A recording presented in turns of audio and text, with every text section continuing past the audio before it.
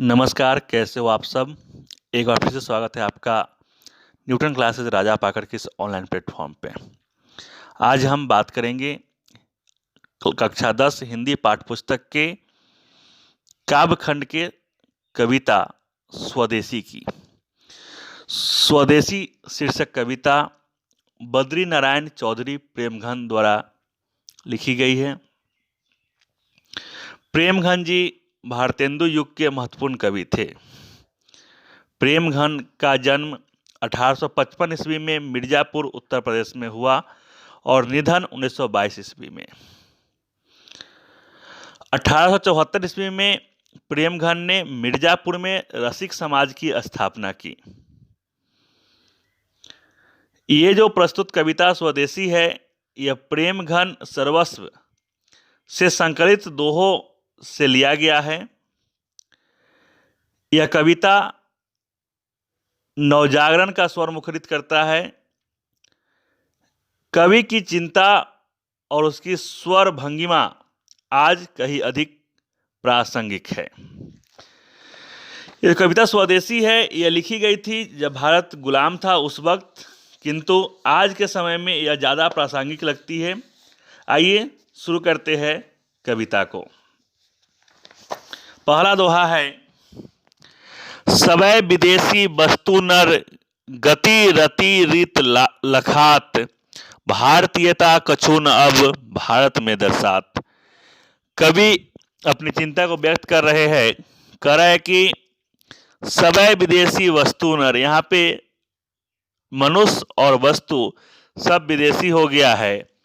गति रति रीत, क्या कर रहे हैं यहाँ पे, गति रति रीत लखात, यानी कि लोगों का स्वभाव है, लगाव है, जो पद्धति है, ये सब विदेशी हो गया है। भारतीयता कछु न अब भारत में दर्शात, और भारत में मुझे कहीं पर भी भारतीयता नजर नहीं आती है।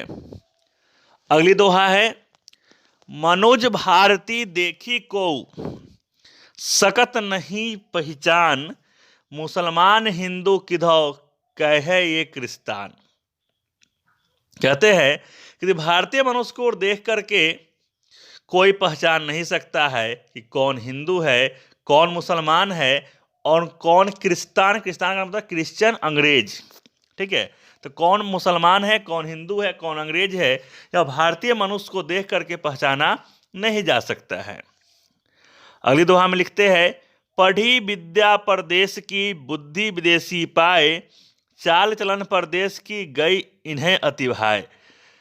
कहते हैं कि भारत के लोगों ने विदेशी विद्या को पढ़ा है, इस कारण से इनका बुद्धि भी विदेशी हो गया है और इनका चाल चलन भी परदेश की तरह हो गया है, और वही इन्हें अच्छा भी लगता है।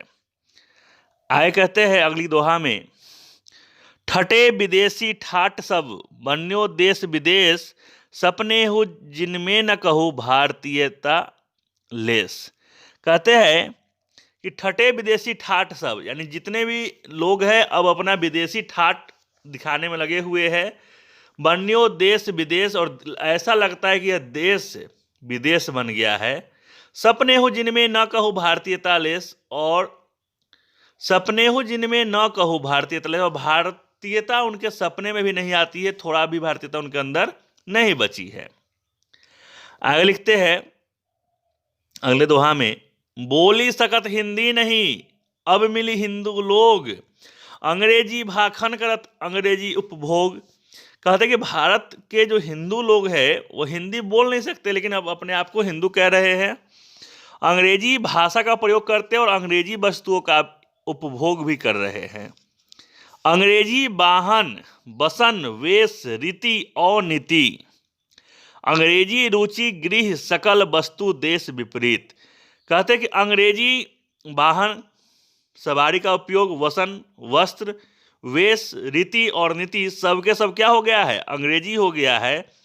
और अंग्रेजी रुचि गृह सकल वस्तु देश विपरीत, और अपने देश के विपरीत लोग अंग्रेजी रुचि गृह सकल सबको अपनाना शुरू कर दिए हैं।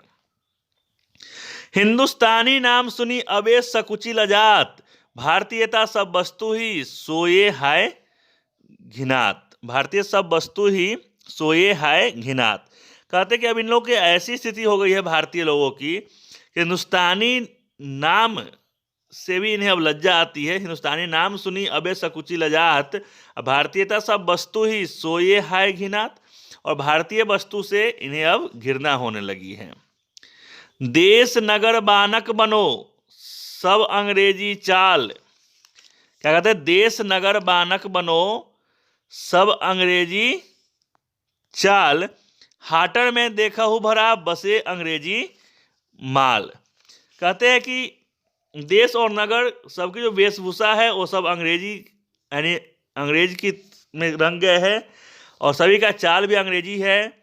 जब हाटन में देखूं भरा है, हाटन मतलब बाजार में जब देखता हूं तो बसे अंग्रेजी माल, केवल अंग्रेजी सामान ही दिखाई देता है।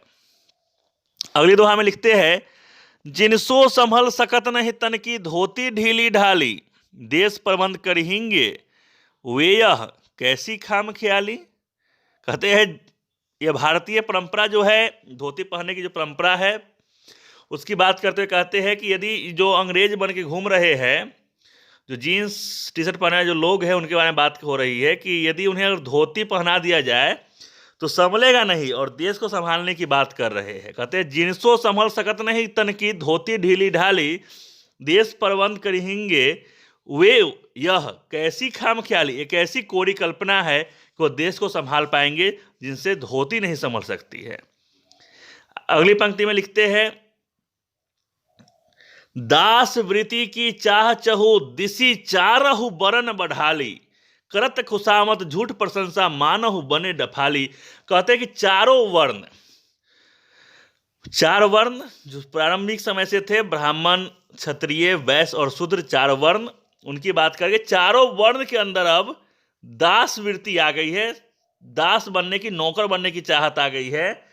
करत खुशामत झूठ प्रशंसा मानहु बने डफाली।